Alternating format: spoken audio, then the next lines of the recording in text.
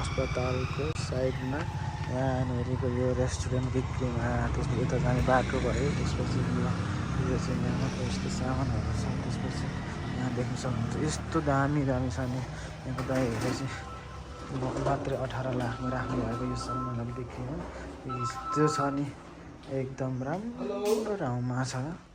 तपाईँले एकदम चाहनुहुन्छ भनेदेखि कसैले एकदम राम्रो स्पेसमा छ अरे चाहिँ